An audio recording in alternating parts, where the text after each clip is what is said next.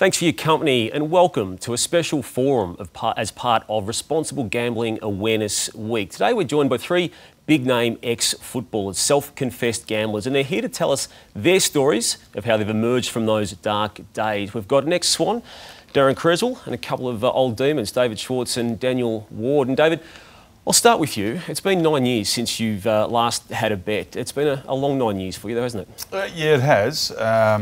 But gone very quickly too. It's amazing what happens when you make good decisions and you're thinking clearly and you're not under pressure and you don't have the weight of debt collectors and people chasing money around you. So it's the last 5 years in particular have been probably the best 5 years of my life. Do you ever feel as though you do overcome it to a point where you know it's not going to return? Yeah, I think I'm just about there now. It's been over 3,000 days. So I gambled pretty much the majority of my life up until I gave up, and then it does take time to stop thinking about it. I think the last couple of years I've been almost guilt-free and having no thoughts of actually going back and gambling, but there are still things that do trigger memories and sounds and smells, and there are some things that go, oh, hang on, that was a good time, but then you actually got to think back and say, no, it wasn't. They were bad times. Yeah, Daryn, your time away from gambling isn't as long, but again, you've got a similar story to tell, haven't you? In terms of you're at a stage now and a space now where it seems really good. Yeah, I mean, it's been probably about 3 years. I think, obviously, when I first went inside, I went to jail for what happened with me. But certainly, I'm certainly in a better place, and being around good people obviously helps. And having that support is really important. And like moving to the Gold Coast has been terrific for me. It's got me out of Sydney where it all started, basically, and that being in that environment. And I've got a lot of people around me at the moment who are giving me great support, which makes it a lot easier. Yeah. And Daniel, your story, it's been well played out publicly like the other two guys, just where you are at the moment. Yeah, so my story, it's 4 years since I've had a punt next month.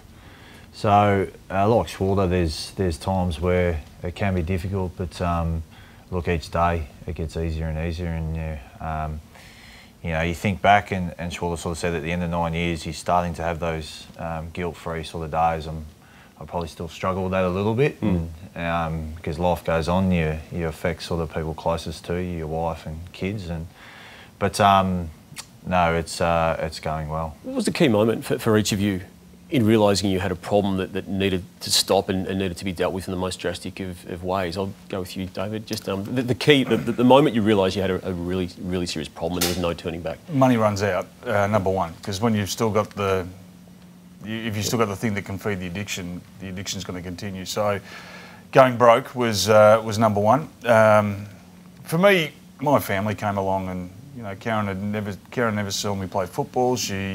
We just had my first child, and it was his christening, and so for me, family took priority. I grew up without my old man. He died as a problem gambler as well. The last thing I wanted to do was leave my family with having the same influence that my dad did. So that was a pretty big driving force for me to make sure that the legacy that I leave for my kids wasn't the same as what my dad left. So that was a real driving factor. And it's doom and gloom when you're going through it, but the minute you make that decision to actually rehabilitate and get yourself on the straight and narrow, this enormous weight comes off, and then it's like your next challenge in life. It's right. You say, right, yeah, let's get into it, and away you go. And for those that are experiencing difficulties with gambling, you're that decision away from actually becoming the person that you want to be. Until you make that decision, though, you're just going to be like the person who's going to start the diet tomorrow. Yeah. If you don't get onto it, you're just going to prolong it, and by the time you're ready to make the decision, you're 30 or 40% worse off than where you could have been if you had made the decision earlier. Yeah. You've all referred to partners and family as a mechanism that's been absolutely crucial to you emerging from where you were. Other support services too. I mean, there's a lot of them about. I'm assuming you all use them in some form.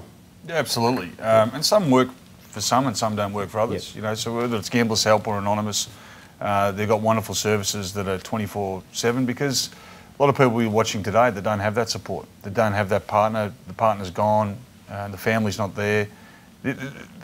they're 24/7, so they can answer and almost a shoulder to lean on in the really hard time. So it took me 15 goes, so at least 15 goes of going through those networks, and then finally going through and putting our own system in place. But it was the lessons I learned through them in those 15 tries that I was able to bring to the table and couple in with what I was trying to do, and came to the solution. So there's some wonderful people out there and wonderful government departments that are doing the right thing. You know, the 100-day challenge, and when it's no longer fun, walk away. There are so many lessons that have been put through the media that we should be learning from, and no doubt that they are the warning signs and the distractions that we have to learn from to rehabilitate.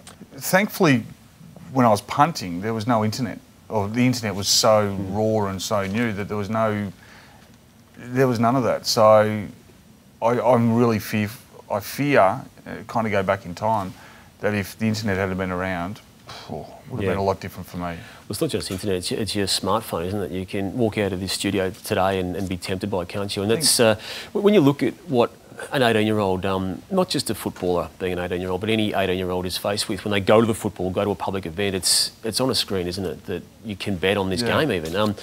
What do you make of that, Darren? It's thrown in your face, really, isn't it? Yeah. It's everywhere, even in the ads in the AFL, rugby league, whatever it might be. And obviously, when I was betting, it wasn't like that. But obviously, you got mates out of side of footy as well who actually like having multis and will come up and ask you, how will you go this week? Will you win or will you lose? And I'll put $20 on for you, or back in my put 1,000 on for you, or whatever it might be. But yeah, it's that's just the way I sort of got sucked into it. Daniel, just your take control moment.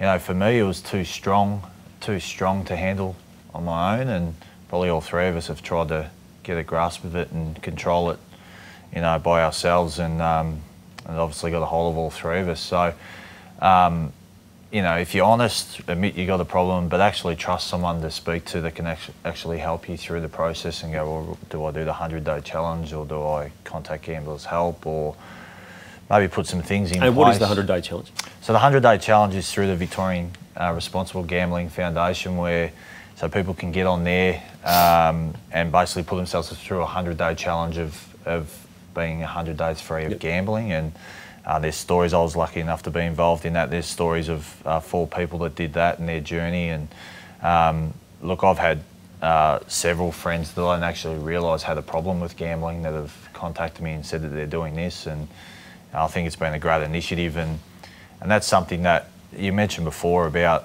you know, just getting out your phone, and it's pretty easy, pretty accessible at the moment, that I think you need to involve other people, because you know, they can help you point you in the right direction and provide that support for you, someone that you trust. I'm a gambling addict for the rest of my life, so actually coming to that realisation was one of the first steps, I reckon, that, like Schwartz, you know, I don't get involved in whether it's Tats Lotto or raffles or anything like that, footy tipping. So that's the way forward for me, and that's the way for the rest of my life. So yeah. Yep.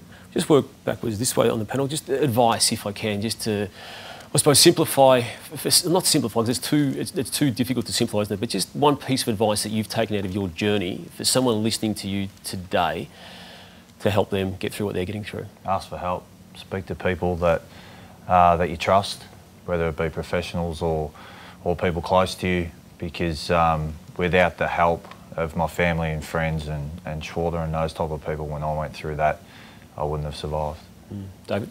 It's less stressful to give up than what it is to continue punting, because the pressures associated with problem gambling are far greater than that of those who are trying to give up. It's amazing how clear things become when you don't have the pressures of what problem gambling is on you.